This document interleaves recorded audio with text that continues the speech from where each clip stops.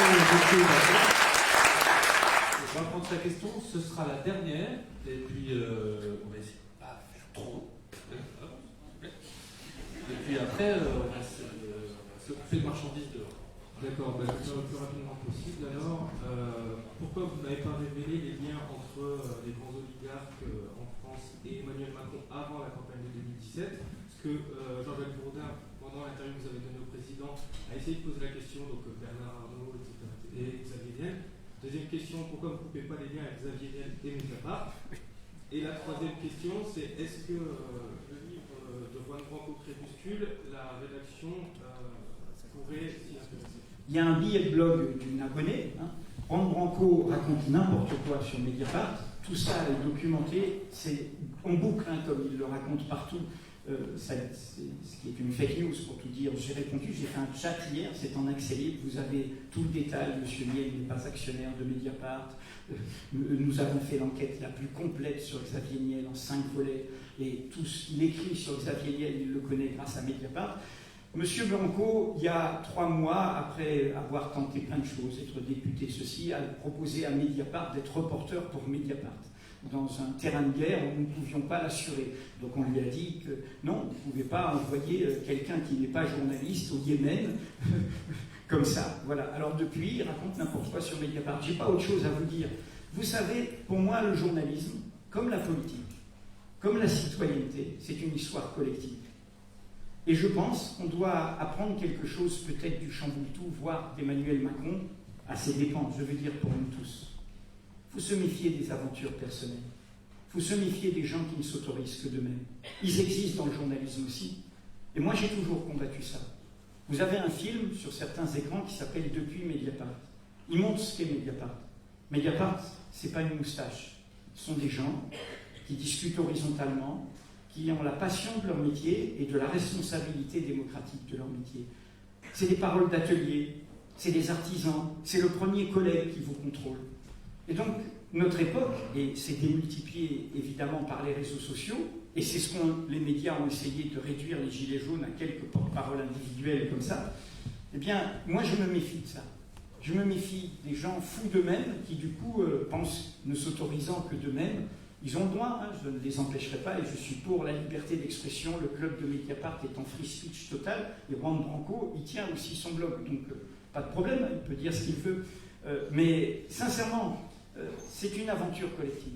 Et dans une aventure collective, on doit, voilà, on est contrôlé, on ne peut pas dire n'importe quoi, on ne peut pas dire des bêtises. Donc, jugez sur pièce mes réponses. Le livre de Juan Branco était en une de Mediapart aujourd'hui par une abonnée, Pascal Fautrier, voilà. Et par ailleurs, moi, je ne rentre pas dans la cour, je vous réponds franchement, mais je ne rentre pas dans la cour de récréation. Vous avez dû entendre tous les noms d'oiseaux que nous subissons. Moi, j'ai une durée un peu plus longue que Mediapart. J'ai commencé mes premières révélations, la cellule de l'Élysée, celle qui inspire M. Benalla, sous Mitterrand, M. Proutot, c'est nos révélations d'aujourd'hui. M. Proutot, qui a été condamné quand même à 8 mois de prison avec sursis, ainsi que des généraux, des préfets sur ce cabinet noir de l'Élysée sous François Mitterrand. À l'époque, j'étais une cellule rouge infiltrée. Ensuite, M. Pasqua a dit que j'avais un bureau au ministère de l'Intérieur du temps de M. Jox. Puis après, quand ils ont été pris la main dans le sac et qu'il y a eu le procès des écoutes, j'étais un agent du KGB. Qui a été écrit, ce qui est bizarre pour un ancien trotskiste, mais bon, ça, en façon, voilà.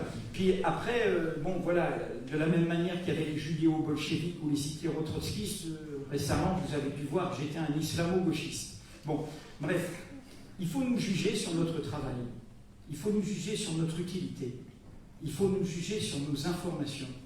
Après, le commentaire est libre. Et justement, Mediapart, c'est un journal participatif, donc chacun peut nous critiquer, exprimer son opinion, nous prolonger, nous approuver. Mais il faut d'abord juger le journalisme, et c'est comme ça qu'il retrouvera la confiance. C'est sur son utilité. Qu'est-ce qu'il apporte comme information au public? De ce point de vue, et sincèrement, c'est faire insulte à Laurent Mauduit, qui est un cofondateur de Mediapart et qui a documenté l'oligarchie bien avant qu'on en parle comme ça, et qui est le premier à l'avoir appelé comme ça. Martine Orange On l'a reçu l'année Bien sûr, il est venu à la librairie. Martine Orange, qui est la meilleure journaliste économique sur le capitalisme français. Romaric Gaudin, qui nous a rejoint plus récemment. Bon, tout ce travail est fait. Et voilà. Donc, je ne sais pas, à part cette anecdote où on n'a pas voulu accepter de le prendre comme tout simplement parce qu'il n'est pas journaliste et que nous, on n'envoie pas des gens dans des terrains de guerre sans assurance. À part cette anecdote, cette histoire bizarre qui fait qu'il sur les réseaux sociaux, parce que j'en ai 20 tous les jours de questions sur Miel, donc il y a une popularité de M.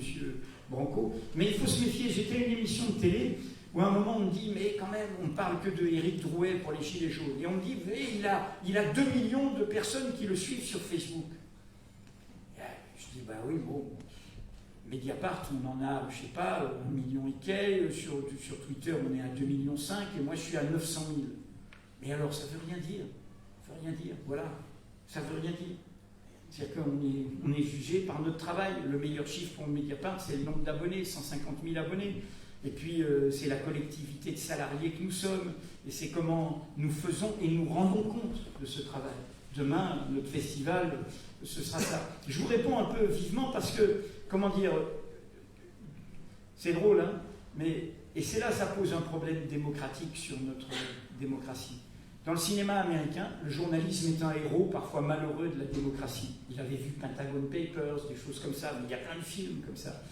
En France, le travail que je défends, et je le défends depuis 43 ans, et je crois avoir montré que je le faisais avec indépendance, sans fil à la patte, puisque je le fais dans des contextes politiques différents, il faut toujours qu'on se justifie. Et il faut toujours qu'on nous cherche une petite casserole inventée, pour essayer de discréditer ce travail. Et là, ça dit quelque chose sur nous, et ça nous concerne tous, sur notre faible culture démocratique. Voilà, moi je suis au service du droit de savoir. C'est un droit plus fondamental que le droit de vote. Je rappelle dans le livre cette formule du premier maire de Paris qui fut le premier président du tiers-État. La publicité est la sauvegarde du peuple. C'était avant qu'elle soit saisie par la marchandise, c'est la publicité de tout ce qui est d'intérêt public. Voilà, nous on est les artisans de ça et jugez-nous sur le caractère loyal, factuel, vérifié, recoupé, utile de ce que nous produisons. Après, voilà, comment dire, j'ai encore une phrase, mais la Cour européenne des droits de l'homme, puisqu'on va avec les élections européennes, elle a dit ça à un moment. Elle a dit, alors c'est beaucoup plus élégant en anglais. En anglais, elle a dit, le journaliste est le watchdog de la démocratie. En français, c'est chien de garde. Et alors moi, je dis souvent, le chien de garde, il n'est pas forcément sympathique. Il peut être peut-être pas très beau d'aspect, il peut avoir de la bave à la gueule, montrer ses crocs, et puis peut même aboyer à pas d'heure et réveiller les quartiers. Et que nous dit la Cour européenne des droits de l'homme? Elle nous dit qu'il vaut mieux ce désordre qu'un grand silence. Donc voilà, on est au service de ça. Merci de votre attention. Merci à vous d'être venus. Alors, pour la sortie, par là, s'il vous plaît. Plutôt par là.